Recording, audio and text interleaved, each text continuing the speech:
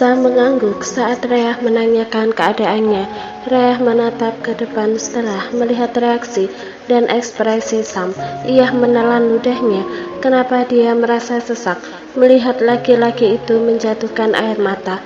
Sulit dibayangkan dan dipercayai kalau seorang iblis bisa menangis setulus itu hanya karena dia mengungkit ibunya. Selama beberapa menit, hening, Reyah kembali menoleh menatap Sam. Iya, tanya Sam menatapnya. Reyah menggeleng. Kenapa dia bahagia mengenalku? Tanya Reyah melanjutkan pembahasan mereka. Sam kembali tersenyum karena dia selalu berpesan padaku, semoga aku bahagia walaupun dia tidak ada lagi. Dan dia pernah bilang siapapun yang membuat aku bahagia, dia akan bahagia mengenalnya, ucap Sam. Reyah terdiam. Dia yang ditinggalkan ibunya dalam sebulan saja sudah membuatnya kacau, tidak beraturan, ketakutan menghadapi dunia, dan merasa tidak ada pegangan. Lalu bagaimana dengan Sam? Sam menatap Reyah. Dia tersenyum lebar. Aku bahagia memilikimu, Rey. Aku bahagia ada bersamamu, ucapnya. Reyah menunduk. Ia tidak tahu harus merespon apa kata-kata itu. Jadi kamu gak pernah bahagia sebelumnya? Tanya Reyah. Sam terdiam. Ia tidak bisa menjawab. Kamu gak bahagia bersama ayahmu, mama pengganti dan adikmu, jabatan dan kekayaan Winston? Kamu gak bahagia? Tanya Reyah. Sam menghela nafasnya. Aku pasti bahagia, tapi memilikimu adalah hal paling bahagia, jawab Sam. Reyah memilih diam. Ada jawaban yang tidak sinkron dengan perasaan Sam dan jawabannya itu. Dia tahu, sebab ia sudah terlatih seperti itu saat dulu menjalani kepahitannya di awal mengenal Sam. Mereka sudah sampai di pemakaman ibu Sam. Reyah melihat sebuah nama bertuliskan Alea di sana, seperti yang Bi Ika pernah katakan. Sam meletakkan bunga itu di dekat pusara, dan dia pun menabur bunga di sana. Kali ini Reyah yang memandangi Sam saat menziarahi makam ibunya tersebut. Ia melihat ada banyak bunga di sana. Ada sekitar 5 buket bunga. Sebagian masih lumayan segar, sebagian adalah bunga mati.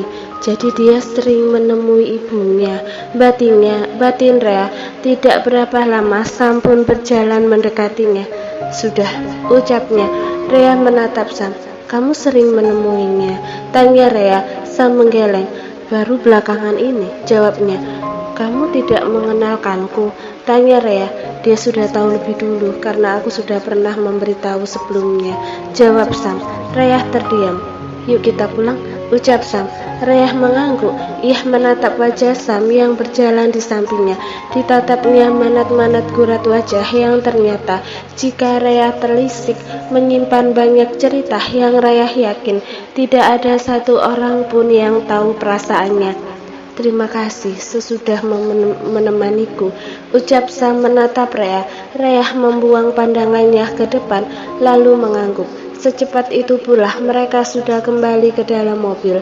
Kamu mau ke suatu tempat lagi? Tanya Sam. Reyah menatapnya bingung, mengulang kembali pertanyaan Sam di kepalanya. Lalu ia menggeleng. Kamu? Tanya Reyah. Sam juga menggeleng. Oke, kita pulang, ucap Sam. Sesampainya di rumah, Sam langsung kembali berganti pakaian dan menuju kantornya. Reyah yang menuruni tangga siang itu setelah mengganti pakaiannya di kamar sempat melihat Sam berjalan cepat keluar rumah. Bi, Sam kemana? Tanya Reyah. Itu Mbak, ada rapat dadakan kata Tuan, jawab si Bibi. Oh, Reyah mengangguk. Ia pun sudah di lantai bawah dan melihat Sanea di ruang tengah. San, gak kuliah? Tanya Reyah. Sudah pulang kak, hari ini dosennya gak bisa masuk, jadi kita pulang, jelas Sanea. Reyah kembali mengangguk. Kakak dan Kak Sam dari mana tadi? Tanya Sanea. Ke makam ayah ibu, juga ke makam mamanya, jawab Reyah. Mbak Reyah ziarah ke makam Nyonya Alea? Tanya Bi Ika semangat. Reyah mengangguk ragu. Kenapa ya Bi? Tanyanya. Enggak apa-apa Mbak, Bibi senang dengarnya. Pasti Nyonya Alea senang mengenal Mbak Reyah, ucapnya. Kalimat Bi Ika itu persis sama seperti ucapan Sam tadi. Kenapa Bi? Tanya Rea. Karena Nyonya Alea dulu sering bilang, siapapun yang buat Tuan Sam bahagia, tersenyum, walaupun beliau sudah nggak ada. Pasti Nyonya Alea senang melihat orang tersebut karena sudah buat Tuan Sam bahagia. Jelas si Bibi. Rea menelan ludahnya. Jawaban Bi Ika itu, alasan itu persis seperti yang Sam katakan tadi. Artinya dia memang jujur dan tidak hanya ingin menarik simpati Rea.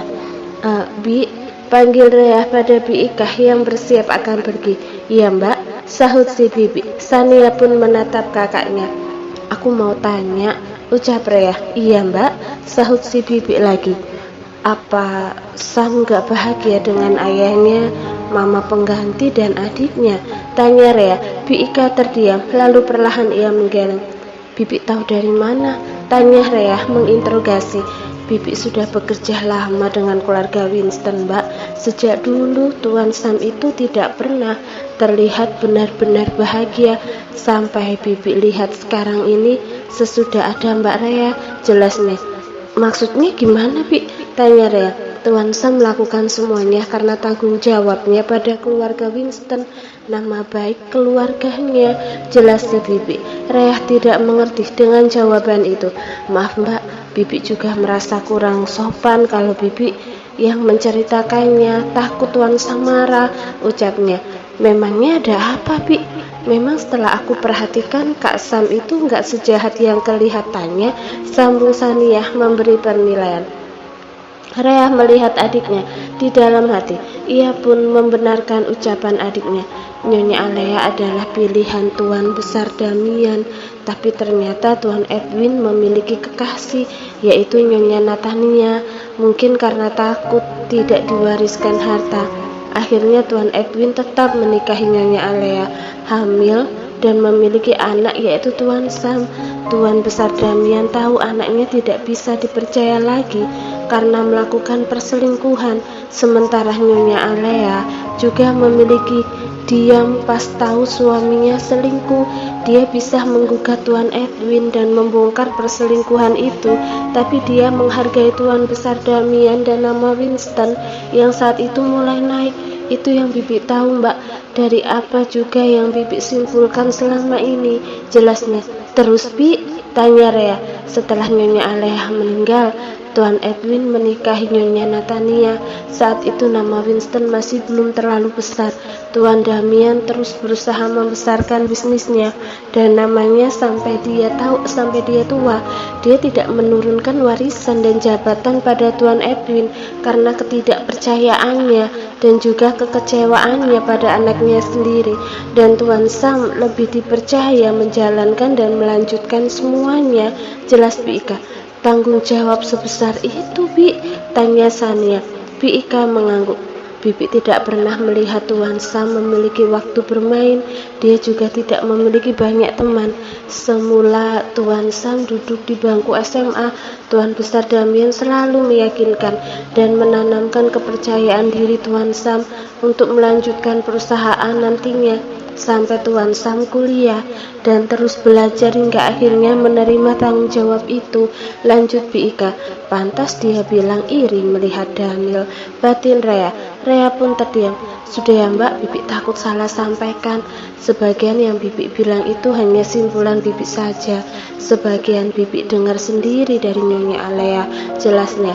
Hari sudah malam dan sejak sore sampai makan malam tadi, Rea tidak melihat Sam kembali. Apakah salah ia mengkhawatirkan iblis itu sekarang? Rea keluar dari kamarnya. Ia melihat masih tidak ada tanda-tanda Sam pulang. Untuk lebih memastikan, Rea berjalan di kamar Sam dan melihat kamar itu. Sam memang belum pulang. Tiba-tiba saat Rea ingin kembali ke kamarnya, ia mendengar tapak kaki perlahan di tangga. Rea langsung mendekati tangga setelah mendengar suara sedikit mengeluh. Sam pulang dalam keadaan mabuk. Kau gila, pekik Rea.